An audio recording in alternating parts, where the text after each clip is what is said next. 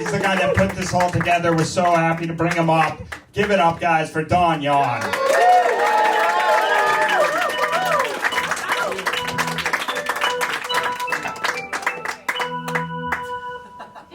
Great.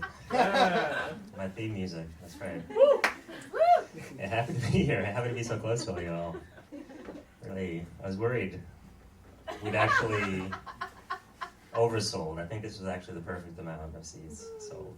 But it's like, what's wrong with you people? You got by the last day? You know? Do you know how hard I have to work every single day this week? I'm out selling, like not knowing how, whether or not anybody's gonna come, you know?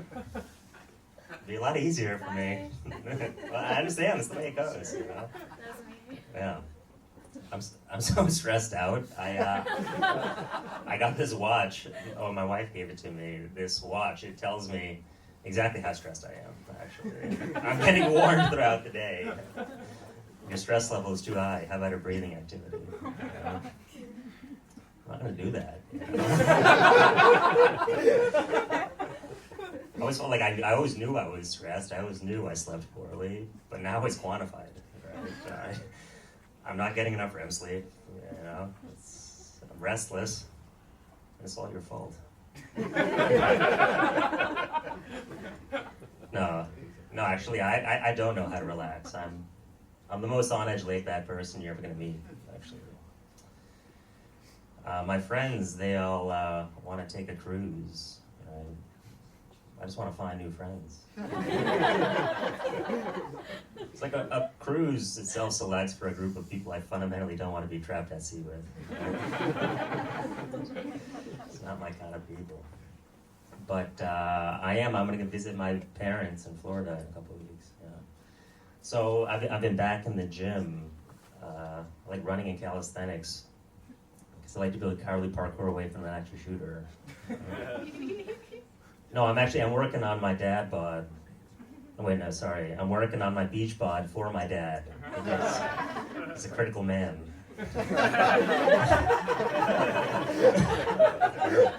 Very, very critical. You know, this is why I do this. I wasn't praised enough as a child. Right? So now it's this. And it's like whenever I talk to my mom about it, she's like, "Oh, you should listen to your father when he's talking to his friends. He's so proud of you." Like, you tell me once. You know? I'm not gonna like make a big deal about it. So that would be cool. I just don't like traveling really because it's like no matter where I go, I just end up back in Cambridge. Right? It's just like the same homogenization of fun everywhere. I've been, you know, same hipster bullshit. As I say, I'm looking at a group of hipsters. No, not you. Other hipsters. Right?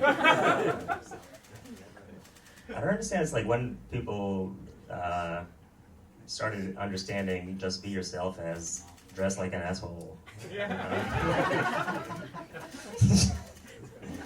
I only own khakis. I don't own pajamas. I don't understand some people that leave the house in the pajamas.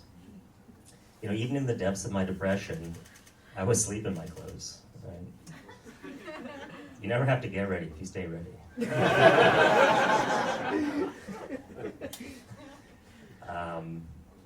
But yeah, so I don't drink anymore. I stopped about 9 months ago. I mean, like I'm capable of drinking. I can show you right now.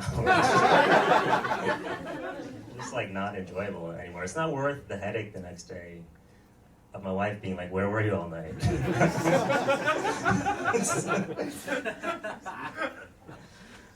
Yeah, but it's cool. I got a clear head now to do nothing with. As far as I can tell, life's just killing time before you die. When I was younger, I used to smoke weed all the time. Smoking weed, it gives you the illusion that you're doing something. Now that I'm in my 30s, it makes me painfully aware that I'm not doing anything. My two favorite hobbies are arguing and complaining. Actually. Yeah. Most of all, I like to argue that I'm not complaining. Yeah. It's just hard to find hobbies you just don't care.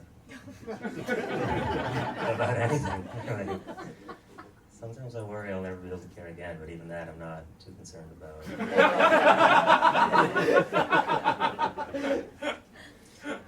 There's a time in my life I was looking for structure, so I thought about joining the military, but I'm non-violent. Instead of the Coast Guard, the water's too cold. Settled on dating teachers. Invariably, I exhaust their patience and they break up with me.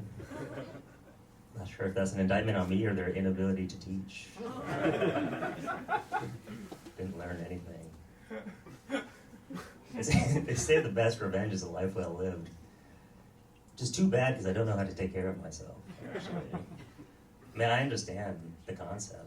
I just choose not to do it. Like, I understand how a sandwich is made, but at the end of the day, I'm just stuffing ingredients in my mouth. I'm just nominally an adult. I just turned 35. I don't even know my own blood type. I went to the doctor recently for like the full analysis, but I haven't opened the email. I'm scared of like a decade of cocaine abuse done to my heart. I don't know. I figure if it's urgent, someone will contact me.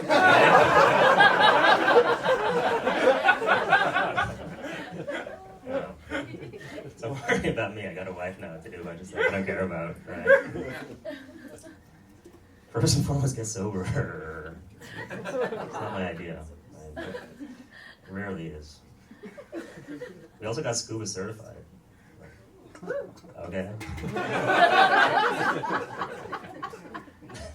Now my wife wants to take boxing lessons, and you know, I don't want to. I like at the end of your first boxing lesson, they're just gonna like muscle you into signing a contract. They know you can't defend yourself.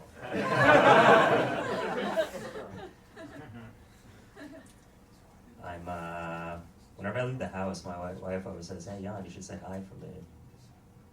I'm not gonna do that.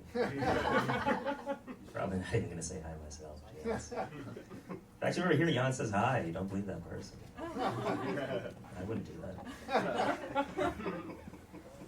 It's just like so hard to gauge how long-winded people are going to be. Like, how are you is the best question, because if they answer anything besides I'm good, it's a problem. How are you is not an invitation to unload every tragedy that's led up to this moment.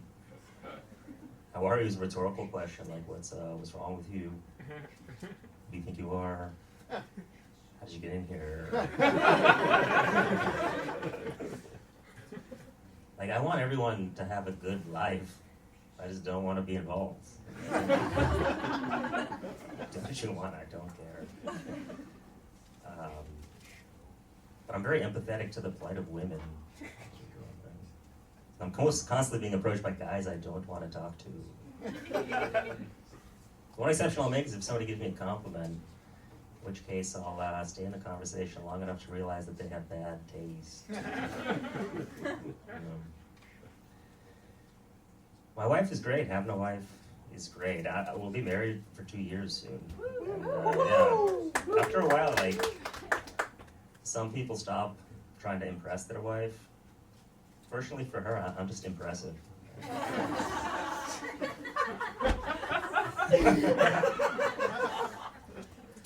What you call a self-loathing narcissist? I hate myself, but I'm better than you. I was at a restaurant with my wife, right? And this guy was eating with an overhand grip. And it was like really bothering me. But like at first I gave him the benefit of the doubt, like maybe he's got motor skill problems. But like I watched him for half an hour, he didn't. My wife's getting upset. She's like, who cares about this guy here at dinner with me? The thing is, like, watching The Stranger eat, that's an ephemeral moment. I have my whole life to criticize the way my wife eats.